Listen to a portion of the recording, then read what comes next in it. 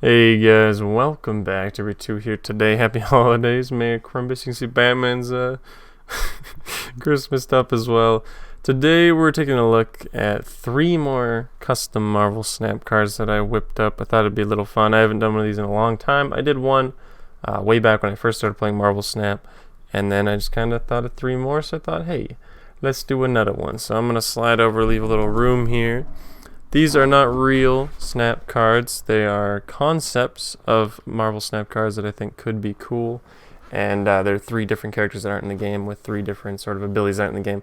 You'll get the idea. They're just for fun. It's like it's kind of like fan art, but it's like fan cards.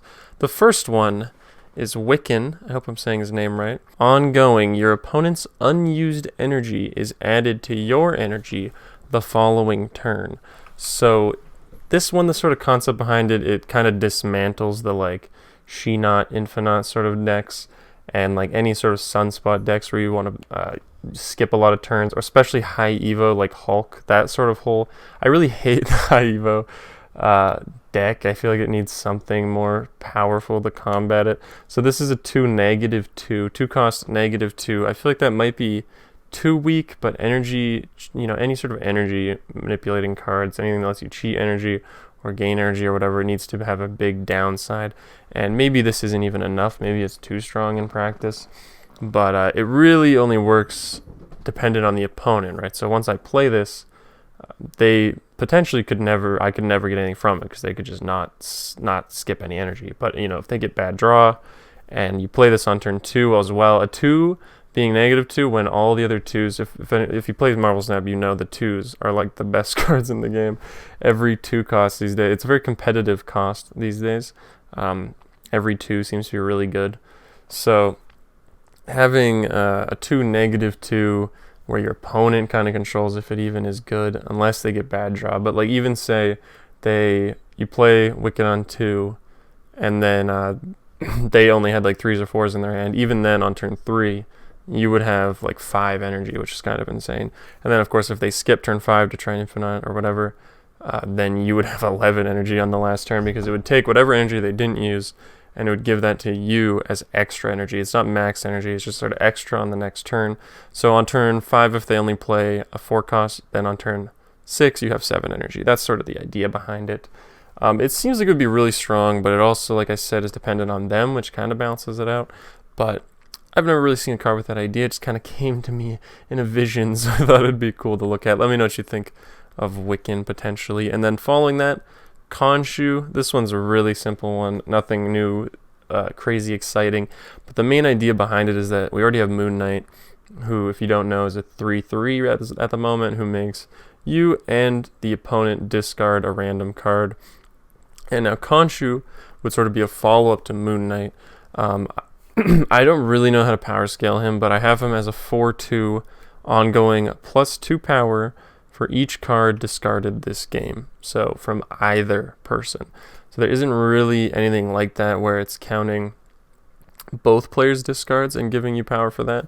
The thing that I haven't, the reason it's Khonshu is because I feel like Moon Knight is the only card that allows, the opponent, like makes the opponent discard. I guess Black Bolt does, but Moon Knight makes you and the opponent discard. So Khonshu's whole thing is that if either of you discard, he gets more power. So I feel like he would then pair with Moon Knight very well. Discard doesn't really have a good play on 4 other than Dracula. Like if you don't draw Dracula, you don't really have a great play on 4. So I feel like he fits in at the 4 slot. It's just the power thing that I don't really know, because he does have a pretty major downside if you play with Moon Knight, is that when you play Moon Knight, he might discard Khonshu. So then that sort of defeats the purpose, which, that makes it tricky. Also, I mean, you could drop him later in the game as well. You could play him on 5 since it's ongoing. It doesn't really matter. But it's interesting to, even if you were to play Khonshu and then MODOK, he's serving basically as another Morbius. Same ability as Morbius, except it's counting your discards and their discards. So it's kind of interesting. And then, of course, if you get a mirror match, but you have Khonshu and it's discard versus discard, that's going to be very advantageous for you. It's sort of like like the Super Scroll of discard or something like that, where like sometimes it's not going to really do anything, but if you get a good matchup where they're using a bunch of discard and then you drop Khonshu and he drops like a 420 or 30 if you're also discarding, then kind of insane. It's sort of like a win or lose type kind of card, but I thought it was interesting. And I mean, we already have Dracula in discard, who's pretty much always a 420. So if Khonshu came out a little heavy, you know, on perfect draw sort of a thing, I feel like there's a lot of risks with it because you can always accidentally discard him and stuff like that. But that's Khonshu. Not the most insane idea. I just wanted something that paired well with Moon Knight. Moon Knight makes you both discard. Khonshu gets more power anytime anyone discards. Seems like a cool idea. They go together. Plus, you would have such cool art. Like this one I just threw together. I don't know how he's not in the game already. Khonshu is such a cool character. But anyways, moving on to the last one. This is probably the most... this is the most complex and probably the most like controversial one. You might think it's insanely broken. I think it kind of has a lot of give and take. You might even think it's too weak. I don't really know. It sort of depends on the outlook. This is Baron Zemo. Now, I just picked Zemo. I don't really know for sure if this would fit with him. Zemo sort of has the whole, like, turning one guy bad to your side, kind of like spycraft, you know, manipulation sort of thing. So I feel like it might work out. And I'm not really sure on the power. I have him at a 5/8. On reveal, look at your opponent's deck, then select a card to take and add to your hand. You must play this card next turn. So the last line there is sort of the bouncer of the whole thing. At a 5/8, I don't know if that's good. You'd really depend if he's like insanely overtuned or super weak. It's hard to really tell, honestly. The idea behind it, you may think it sounds super broken because you get to actually look at their deck, but you're playing him on 5, right? So you play him on 5. What's left in their deck? 4 cards at most, like 3 cards probably. So you look in their deck and you see 3 cards. There's a 1 cost, a 3 cost, and then there's like their 𝙈𝙧. That's a pretty good, you know, you could say, hey, they have those 3. I know they're going to draw one of them. So I don't actually know what they're going to have to play in turn 6, but hey, maybe they'll draw their 𝙈𝙧. Maybe they'll draw the other one. I don't really know. By turn 6, you usually know what deck you're against. You know what potential play they could do at the end. They're like, oh, they might Doom. But you could play Baron and look in their deck and then see, oh, they haven't drawn their Doom yet. And you could take their Doom, use it. That's like perfect example. But say you look in and, you know, you see a 𝙈𝙧. You're like, oh, I don't want them to 𝙈𝙧 me. But then I have to use a 𝙈𝙧 next turn. And that's all I can play because it's turn 6. Am I winning enough lanes to just play a 𝙈𝙧? That's, you know, or do I leave a 𝙈𝙧 and then maybe they draw it, but there's 3 cards, I have to take 1, so then they probably do draw it. There's sort of that sort of mind gamey thing to it, and then, you know, they don't know which one you took either. Like, they know which cards they're missing, they know what they pull on 6, and they're like, okay, there was 2 things left. They either have my 𝙈𝙧 or they have, like, my, you know, Zabu or something, and it's a dead play. Or you look, and, you know, your opponents had perfect draw, you look in their deck on turn 5, and, you know, it's like some 2s and 1s. You have to take 1, and you have to play it next turn. So now you can't play your own 6.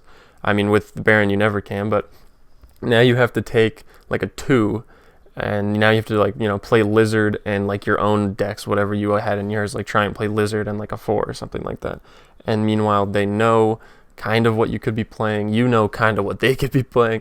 It's, like, an interesting idea, I feel like, looking at their whole remaining deck, because it seems like a lot of information. Like, it seems like, oh, but you're on turn 5, you pretty much know what their deck is, but now you know which things they haven't drawn into their hand yet, but you don't know which one they are going to draw into their hand. And I think that's like the really interesting part to it. You have a pretty good idea. It'll probably save you a lot of cubes. Like, it's a good, like, play him, look, and be like, yeah, I'm not going to win, retreat kind of a card, kind of Kang-ish. Which is decent. And he's got a good stat line at 5/8. That might be too high, but I mean, he is a 5. And like I said, the downside is huge. I feel like the risk reward is pretty substantial. Like, whatever you take from them, you have to play it. So, I mean, most people don't put bad cards in their deck or anything, but you're kind of gambling on, like, their draw if they had anything left in their deck that you can make work with yours. And I haven't really put super a lot of thought into how you would build your own deck with Baron in it, because, like, maybe you play a lot of low cost cards, so then you can just take their cards. If you get something bad, you can play it with your low cost and you kind of zoo out or whatever. Maybe you play like a ramp kind of a thing, and then that way you can take their card, like you can play Zemo earlier on 4, for example, take their 6 play, because you get to look earlier, you get more choices, take their 6 play, and then you only have to play that on 6, and then you can play your own 6 on 5, and then their 6 on 6. Something like that is interesting. I don't really know, but I see a potential there that it could be a really cool card because you get to gather so much information, but it's not like solid information. It's not like I play Cable, I get their card, and I'm like, okay, they do not have their null. I have their null. They're playing Destroy, you know. Instead, it's like, okay, here's some options. I have to take one. They have now a chance of having one of the other ones. And you don't have that 100% certainty that would come with like a White Queen or something like that. White Queen, of course, is a copy where this is a take. But even a take thins their draw. And like I said, no one puts cards they don't want to draw in their deck. So depending on what you do take, you're raising their chances of their other two draws. You know, stuff like that. Could be very interesting. I might have rambled too long. But this card seems like it would be very complex, and I feel like it can go either way. Someone will be like, ah, it's way too overpowered. It's way too underpowered. It's hard to really say, but I think it's unique in its ability, and it could be really cool. And besides Khonshu being kind of an ability that already exists, I was aiming to do some more unique kind of stuff. And those are the 3 cards anyways for today. I hope you guys enjoyed this little look at 3 custom cards for Marvel Snap. I did a video like this way back as well. If you want to check that out, I'll put it in the end cards here. There's 3 other cards that I designed. And I wanted to also touch on very quickly, one of those 3 was a card called Space Shark that I had an idea for, where I believe I had it at a 3/6, and you can move it every turn, just like kind of like Jeff, right? This was before Jeff, and it's a shark, so I mean it worked out. But it's Space Shark. You can move it every turn, but every time you do, it loses 1 power. I had a better idea upon Space Shark of making it like a location sort of minion card. So like, you know, raptors coming out of Savage Land, squirrels that come out of Central Park, and like Monster Island monster. I would make Space Shark the same as Monster Island monster. So exactly the same thing. It spawns like, you know, shark infested space, and then 2 space sharks go out, and now they're, you know, 6 10s just like monster. But you can move them every turn. Every time you do, they go down in power. Maybe lower than 10. Maybe make them like 6 6s or 6 8s or something. A big card, but every time you move it, it loses 1 power. So now you have this sort of mind game with your opponent of like, if I move my Space Shark, I'll win this lane. But now he's 1 weaker. So now they can leave theirs, or they can move theirs there, contest me. Now his is 1 weaker. But then, oh, now I need to win left lane. I got to move him into Sanctorum.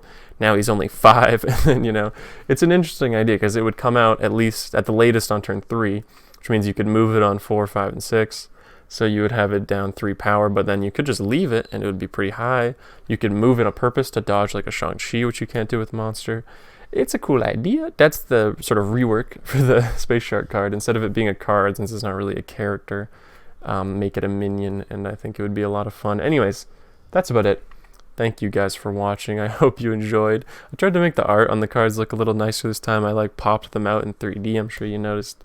Let me know what you think of these 3. How would they fit into the game? Would you like to see that sort of a thing? What do you think of Zemo? Is it too good, too bad? How do you think it would really play out? I don't really know.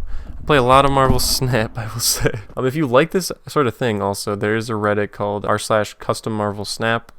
You know, there's like dozens and dozens of cards like this posted there every single day from a lot of people with really good ideas, I mean, way above my own. So if this sort of thing is cool and you think it's interesting and you really like Marvel Snap, I suggest checking that out. If you want to see more Snap, check out the channel. If you haven't, subscribe. I would appreciate it. We're trying to hit 6,000 before the new year. We're very, very close. We're like 30 or 40 away, so you would really be helping me out with a sub. And if not, have a good rest of your day, rest of your night. Hopefully you enjoyed the video. Leave a like if you did. Subscribe if you want to see more from me. New game videos every other day. And definitely let me know what you thought down below. And I'll see you guys in the next one. Bye.